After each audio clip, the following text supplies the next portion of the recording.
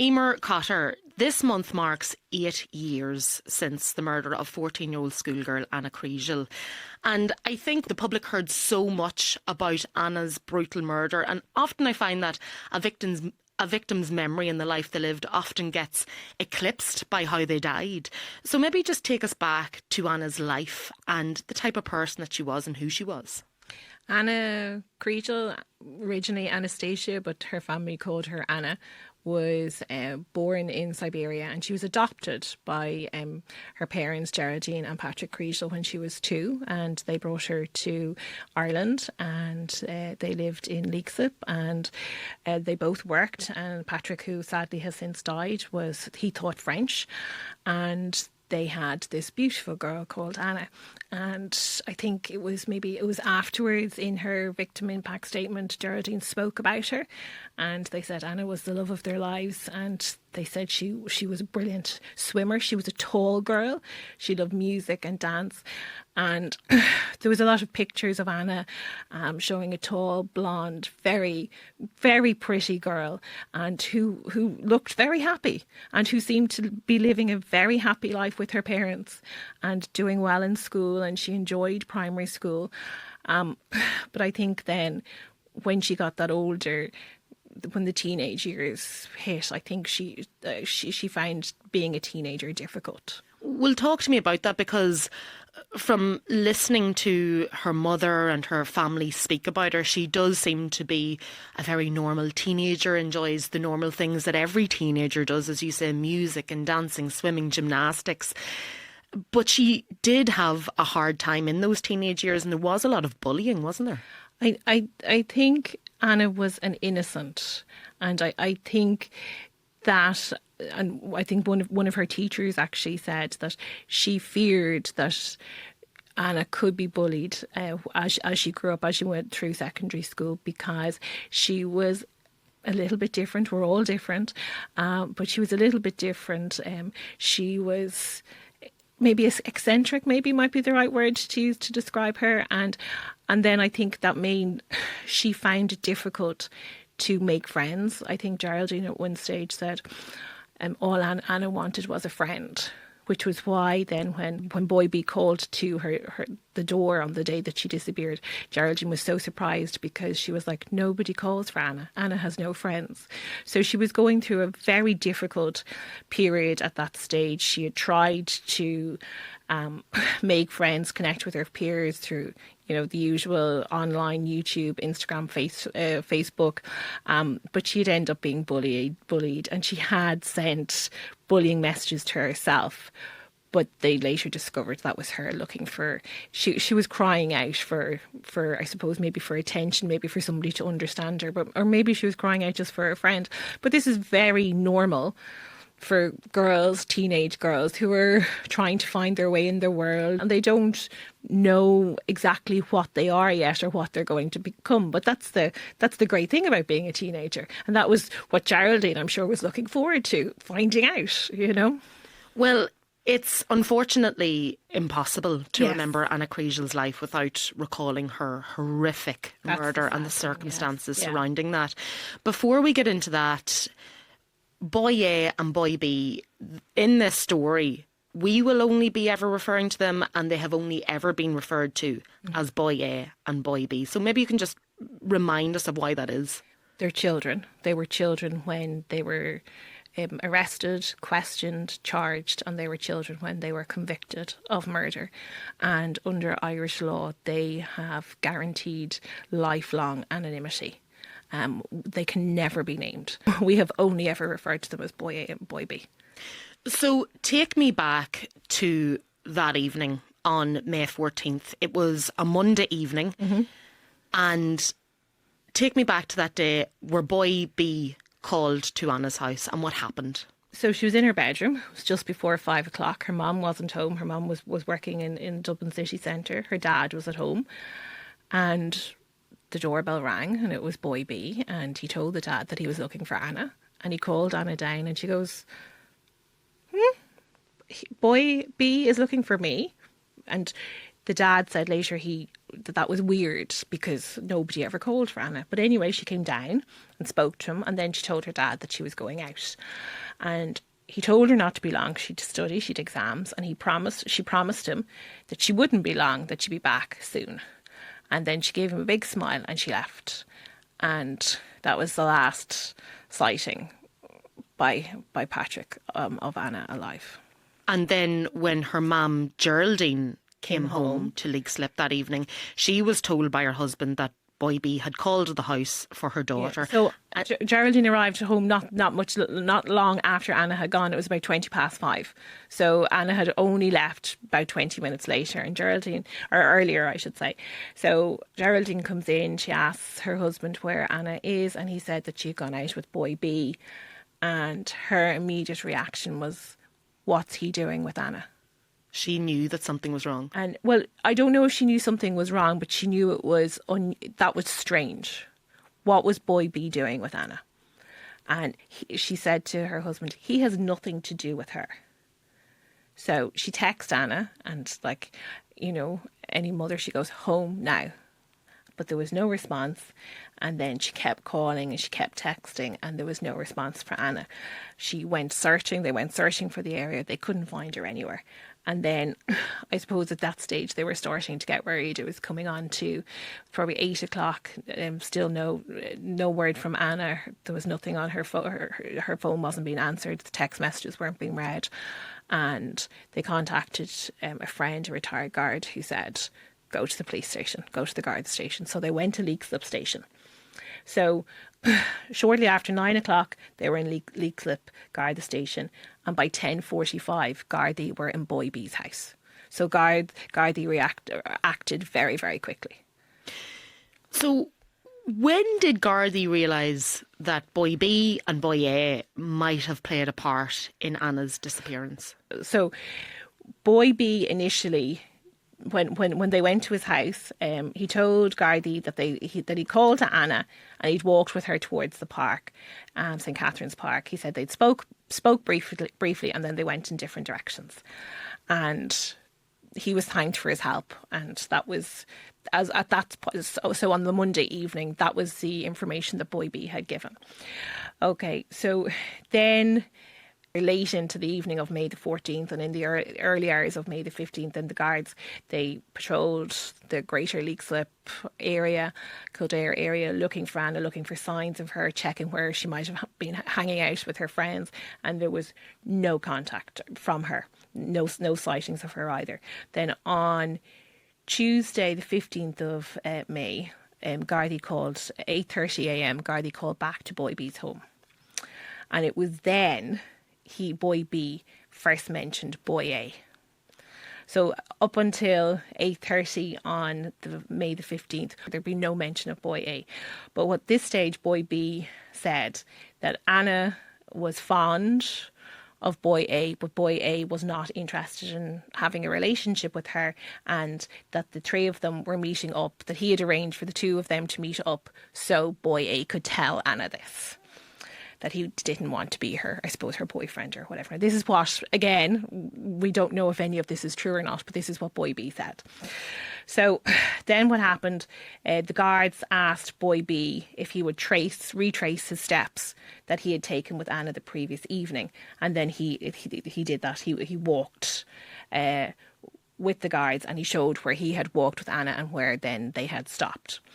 And he said Anna had gone one way and he had gone another way. Then they went to Boy A's home in the afternoon, and they asked him if he would trace the steps.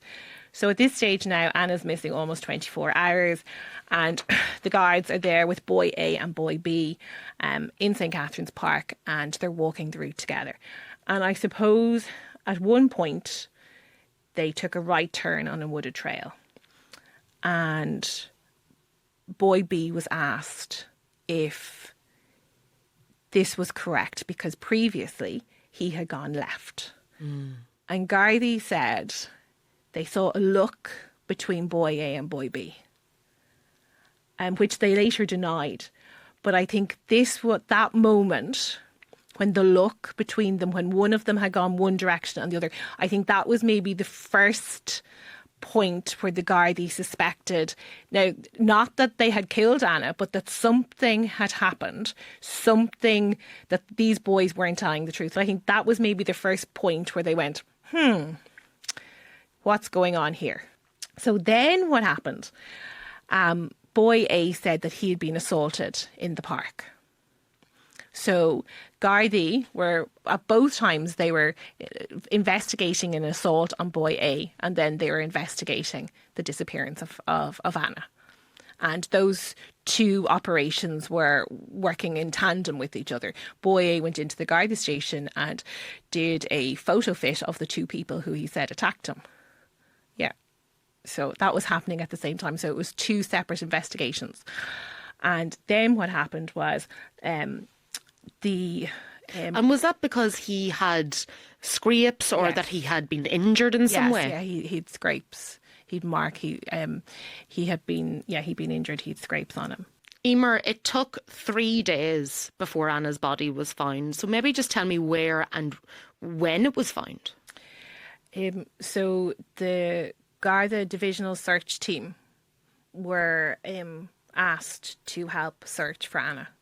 And with the Gardaí, and then they were joined by over 50 members of civil defence, and they searched that St Catherine's Park, Leixlip, Lucan area.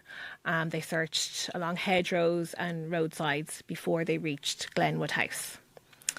Now, the description of Glenwood House was, I suppose, an abandoned property. It was in very poor condition, and some of the rooms were in. There was a lot of debris, ash, rubbish, drink cans. So one of the guards went into a room at the front, and he saw something. And in these situations, what happens is you don't go in. They call their supervisor, and the supervisor comes in and looks, and they saw the body of a female male lying on the floor. It was just less than 72 hours after her parents had last seen Anna that her body was found. So her body was found in a derelict, abandoned house. Yes. About 1 kilometre from her home. About 1 kilometre from her home, yes. Yeah. The Gardaí, they checked for signs of life, and there was none. So then the house was sealed off, and it was declared a crime scene. So from this moment then, the Gardaí knew that the boys weren't telling the full truth about what they knew, about what had happened. How did the guards manage to piece together the truth? So when they had a crime scene, I suppose there is a Garda operation or investigation that starts. So first you have the guards who photograph the scene. Then the forensic scientists come in, and the pathologist comes in as well. So there's a lot of people who then come in who have jobs to do in terms of gathering evidence. Maybe in this case, they would have bagged a lot of maybe pieces of, it could have been cans, there could be blood spatter, there could be maybe if there's any wood, any weapons, any of that kind of stuff, all would have been bagged, photographed, tagged and bagged, and then brought to Forensic Science Ireland, and then the investigation would have continued like that. So there would have been a lot of people working on different aspects of it. So the guards then obviously have to follow the evidence. Right, and I suppose the evidence then led the guards to boy A, particularly. So there was a lot of forensic evidence against boy A. So then we move on to the trial. The trial of boy A and boy B started in 2019. It lasted about 7 weeks. Yes. And it was a case that garnered a lot of public attention, particularly when the details started to emerge of what had happened to Anna. So maybe talk to me a little bit about the lead up to the case and how boy A and boy B pled. So this trial took place less than a year after Anna was killed. So it was very raw for everybody at that stage still. It still is for many people. But boy A and boy B pleaded not guilty to murder, and boy A also pleaded not guilty to aggravated sexual assault. And because they were children, the judge had to take into account their age. So the court didn't sit as long every day as it would normally for an adult defendant. So you have two 13-year-old boys up in court.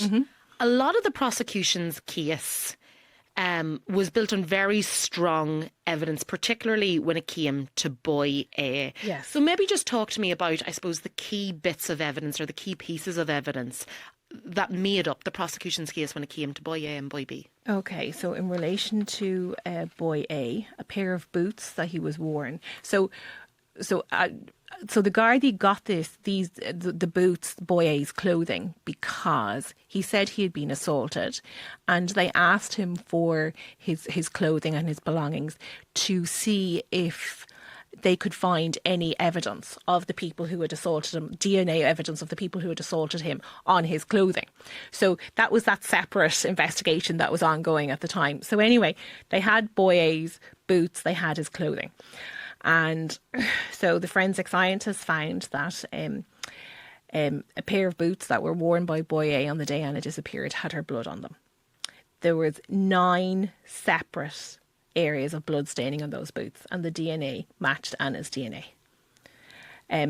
Some of the staining on the boots could be identified as blood spatter, and what that basically means is that boy A was either very close to Anna when she was assaulted, or he had assaulted her. And so then a search warrant, they searched boy A's home in May, on the 24th of May 2018. During the search, they found a mask, black woolen gloves, black plastic knee pads, shin pads, black woolen snood, and Gardaí later, they described this as was a murder kit. But there was the backpack, there was blood staining on the inside and outside of the backpack, which matched Anna's DNA. The area around the nose and mask, or the mouth of the mask, had a DNA sample that matched both Anna's and boy A's. There was also Anna's DNA found on blood on the knee pads and gloves. So the DNA evidence against boy A was very strong. And then boy B, I mean, would you say that was more circumstantial evidence that saw him convicted, or what was the prosecution's case against him? There was no physical evidence against boy B. The evidence against boy B all came from the interviews which specialist Garda interviewers conducted with him in Finglas Garda Station.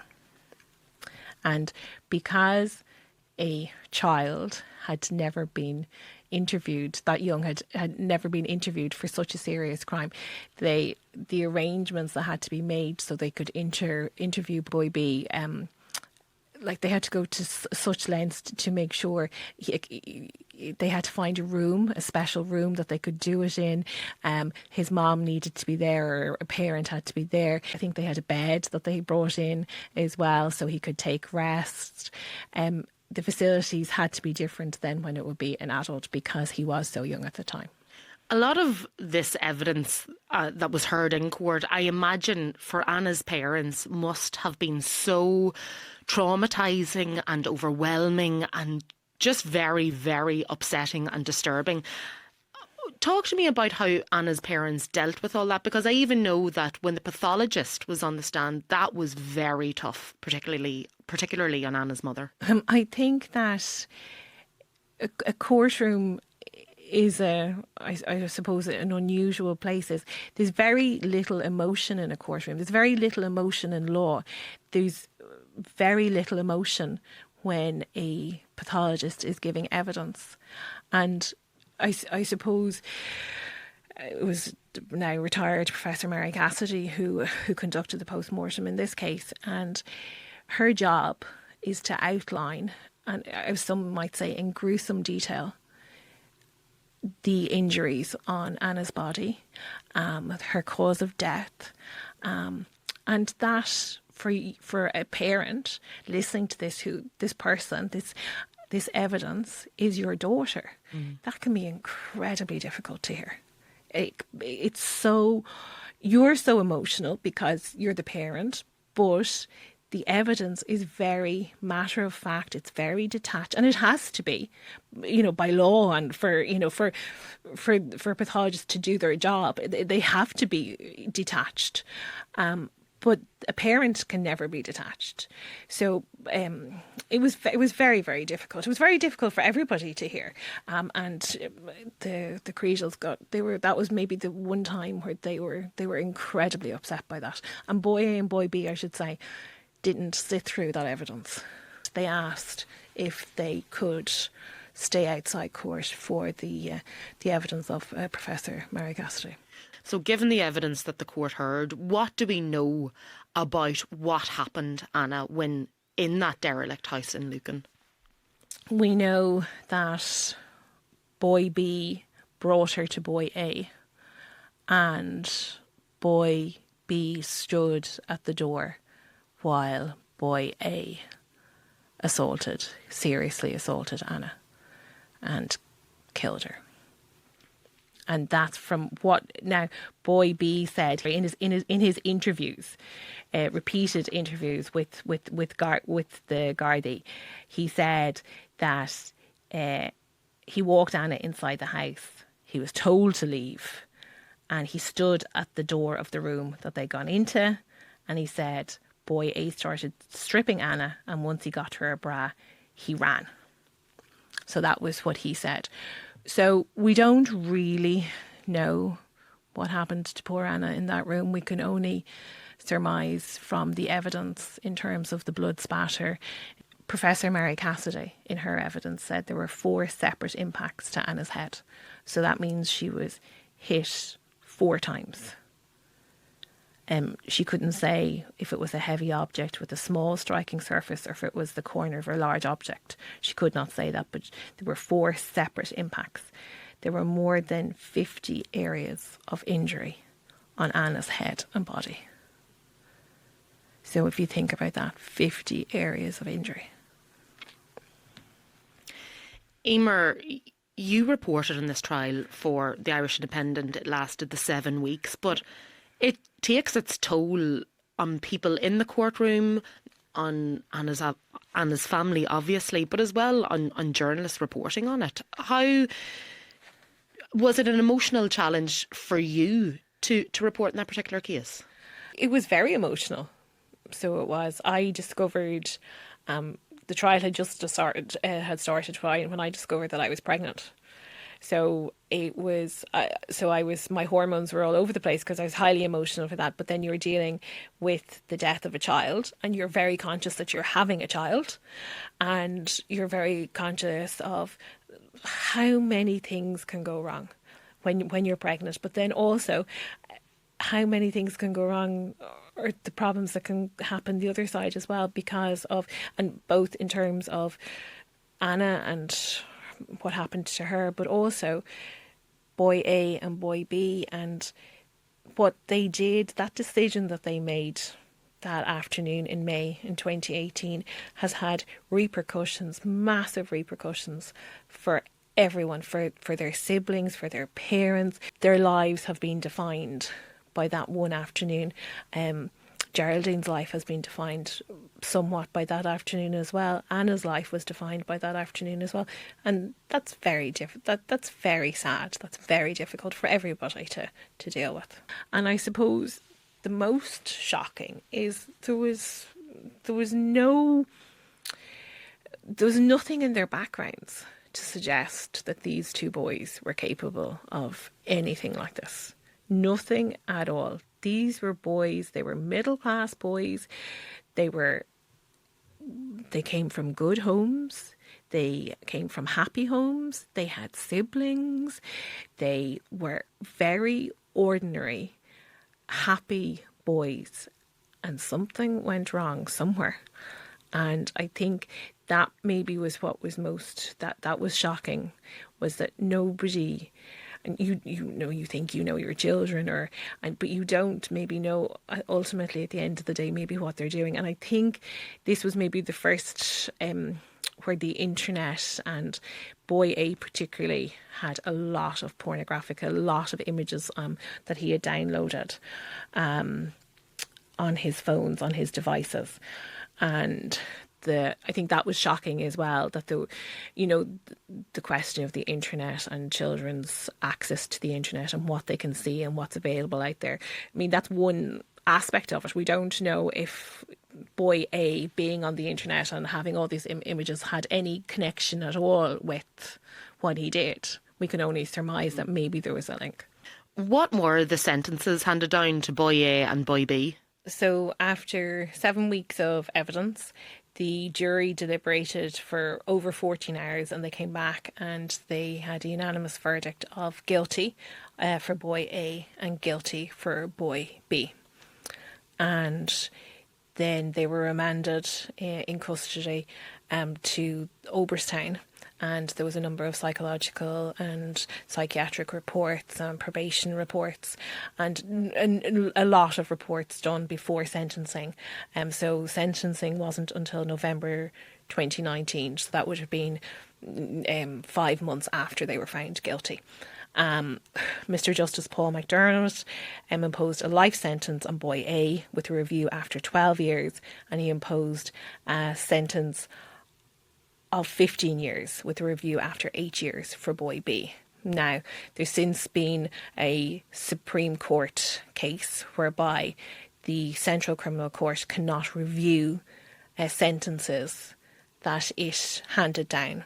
So, boy B's case, sentence which was due to be reviewed earlier this year, cannot be reviewed by the Central Criminal Court. So his sentence is 15 years as we speak. There's no review after 8 years because the Central Criminal Court is not by law allowed to do that.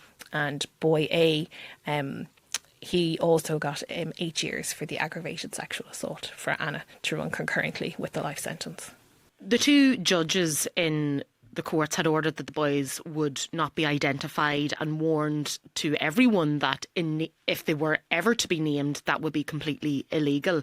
But there was commentary online on social media which did identify the boys. Just remind us of that. People were very emotional about the trial. There was... And obviously the law is the law and the law has to be followed. But a number of people, and they were later charged in relation to identifying the boys on social media. And I should also say some were wrongly identified as well. And that was another problem. So it wasn't just the identification of the boys, it was the incorrect identification of the boys.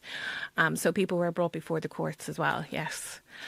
And then both boys launched appeals to their convictions. Mm-hmm. So maybe you could just explain the basis of those appeals and how they unfolded. Well, boy A's appeal is still ongoing. It's due to be heard later this year. Boy B, his appeal was due to be heard in 2022. But on the day that the appeal was due to be heard, he pulled the appeal. Probably because he realised that as an adult then he could potentially be named.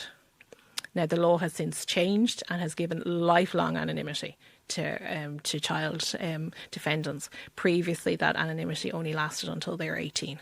Okay, so boy A's appeal is still ongoing. Still ongoing. Boy yes. B's is not. No, he pulled the appeal on the hearing date, and he has not relodged, or he has not lodged that appeal again. Eimear, the scale of the public shock and anger in the aftermath of this was absolutely immense.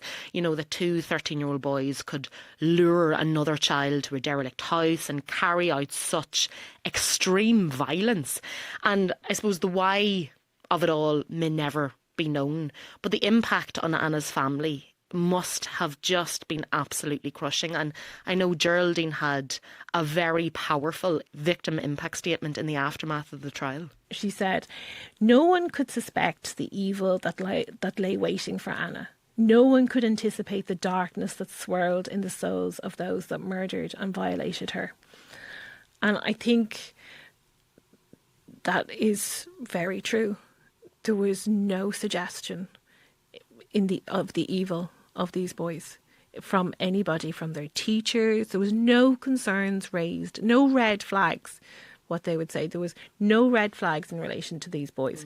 They, as I said, they came from loving homes. They were doing well in school. They had friends. Any of the markers that somebody might be concerned about, there was none of this whatsoever.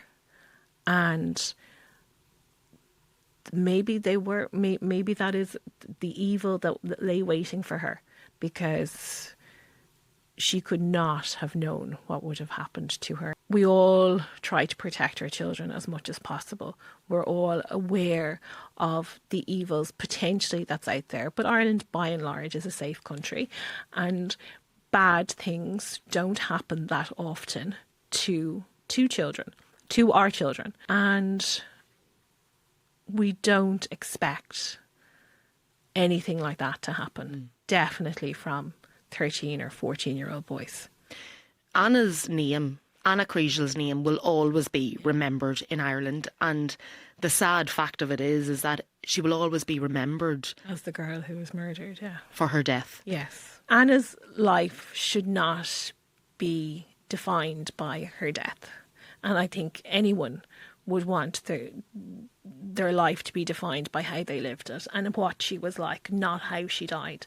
And I think if we can remember Anna, we remember her as a smiling, happy girl who loved swimming, who loved dancing, who loved music, who loved making up videos with her, and putting them on social media, who loved her dad, who loved her mum, who loved her family, who was fluent in a number of languages, who had such a bright future ahead of her. Eimear Cotter, thank you very much.